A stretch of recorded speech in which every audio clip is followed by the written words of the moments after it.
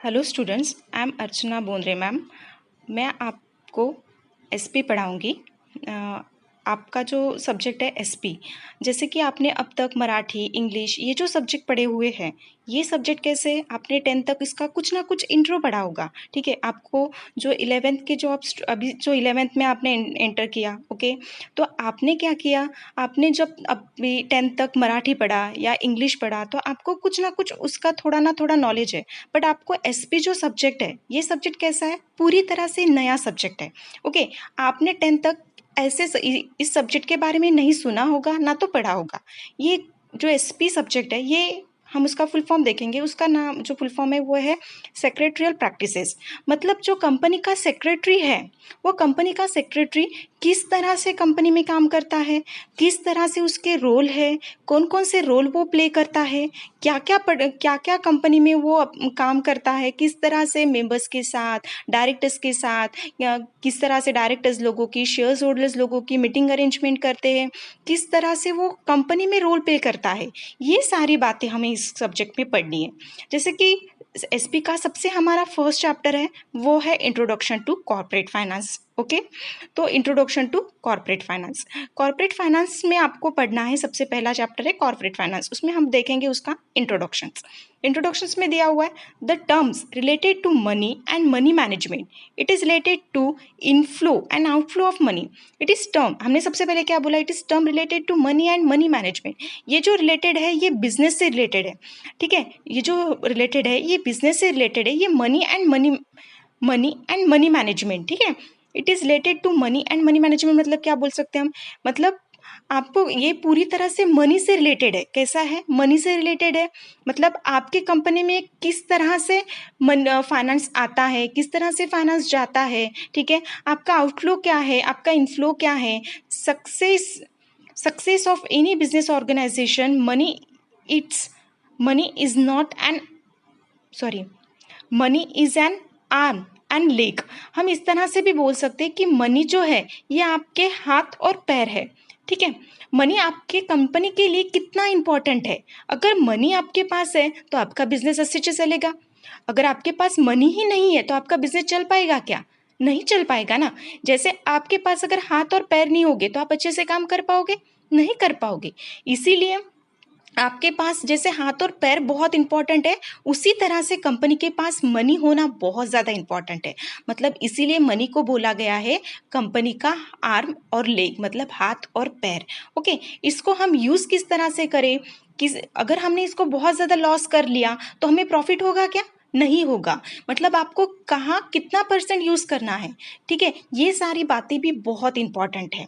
Okay, उसके बाद हम देखेंगे कि corporate finance deal with the raising and using finance by a corporation. मतलब आपको किस तरह से उसको बढ़ाना है, किस तरह से आपको उसको यूज़ करना है, यानी आपका बिजनेस भी बढ़े, आपका बिजनेस भी अच्छी तरह से चल पाए।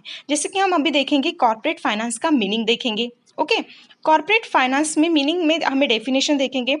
हेनरी हॉगलैंड ने बोला है, हेनरी हॉगलैंड ने बोला हुआ है कि corporate finance deals primary with the acquisitions and use of capital by business corporation। acquisitions मतलब होता है लेना देना। ठीक है, मतलब आप कॉर्पोरेट फाइनेंस जो है, कॉर्पोरेट फाइनेंस मतलब जो बिजनेस में आप जो फाइनेंस है वो किस तरह से यूज़ करते, उसको किस तरह से आप बिजनेस में यूज़ कर रहे हो, आप किस तरह से बिजनेस में उसको दे रहे हो, किस तरह से आप बिजनेस में उसको किस तरह से आप मार्केट में डील्स कर रहे हो। ये सारी बातें बहुत इंपॉर्टेंट है, इसके हिसाब से आपका बिजनेस चलेगा। ओके, जैसे कि हम देखेंगे corporate finance also include, corporate finance में क्या क्या इंक्लूड है। सबसे पहला है फाइनेंशियल प्लानिंग। आप किस तरह से फाइनेंशियल प्लानिंग करते हो। ठीक है, आपके लिए जैसे कि आप हर चीज़ के लिए प्लानिंग करते हो। ओके, आप पढ़ाई भी करते हो तो प्लानिंग करते हो ना, प्लानिंग करके ही हम पढ़ाई करें तो अच्छे बेस्ड पढ़ाई होती है। उसी तरह से अगर आप किसी बिजनेस में फाइनेंस अगर लगा रहे हो, कई मार्केट में आप फाइनेंस कर रहे हो, ठीक है, तो आपका प्लानिंग बहुत इंपॉर्टेंट है। आप किस तरह से प्लानिंग कर रहे हो ये बहुत इंपॉर्टेंट है। उसके बाद है study of capital market. Capital market की आप स्टडी करो। कैपिटल मार्केट मतलब होता है कि आपके पैसे कंपनी में कौन कौन पैसा लगा रहा है। ठीक है, आपके कंपनी में किस सोर्स से पैसा आ रहा है। ठीक है, कैपिटल मतलब होता है आपके कंपनी में आना, पैसा कौन से सोर्स से आ रहा है, कौन कौन आपके पैसे में कंपनी में पैसे लगाना चाहता है, कौन कौन आपके कहाँ कहाँ से कौन कौन से वे से आप कंपनी में पैसा ला सकते हो।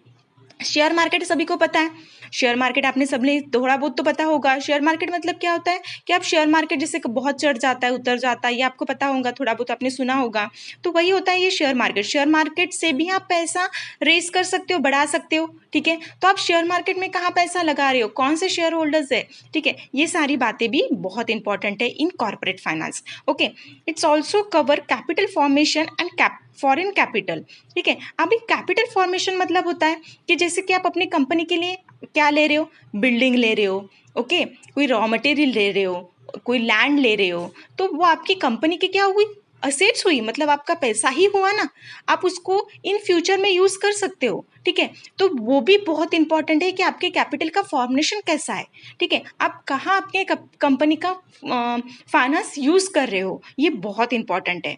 ओके, उसके बाद है even financial organization and bank play vital role. उसके साथ साथ फाइनेंशियल रोल, जैसे कि आपके फाइनेंशियल कॉर्पोरेट फाइनेंस में बैंक बहुत इंपॉर्टेंट है।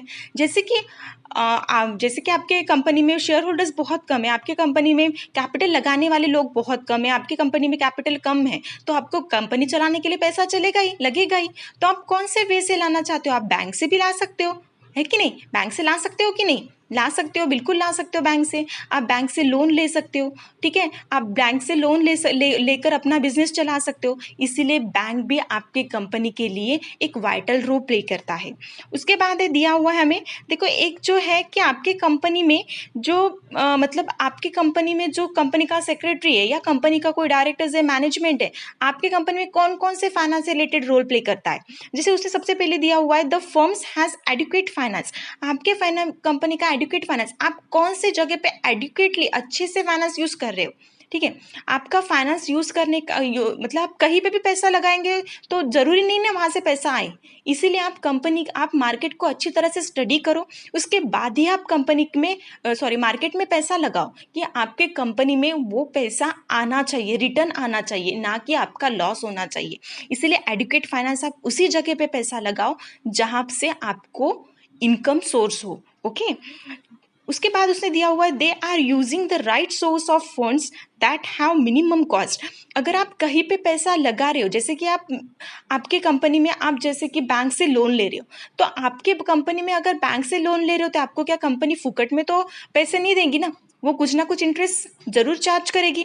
तो आप ऐसे बैंक से लोन लेना चाहोगे कि जो बैंक में आपका रेट ऑफ इंटरेस्ट कैसा होगा, कम होगा, मतलब आपको उसके ऊपर इंटरेस्ट कम पे करना पड़ेगा, तभी आप क्या कर पाओगे, आप वहां से पैसा ले पाओगे, है ना। तो वही इसीलिए आपका जो सोर्स है, आपका जो पैसा यूज करने का जो सोर्स है वो अच्छा हो, यानी आपको मिनिमम कॉस्ट वहां पे क्या करना पड़े, पे करना पड़े। उसके बाद दिया हुआ है the firm utilize raise fund effectively.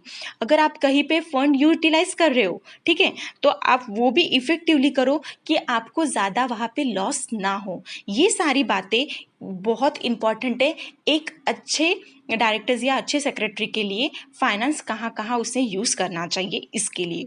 Okay, ये हमने देखा बेटा आज कॉर्पोरेट फाइनेंस मतलब क्या होता है, उसका मीनिंग। ओके।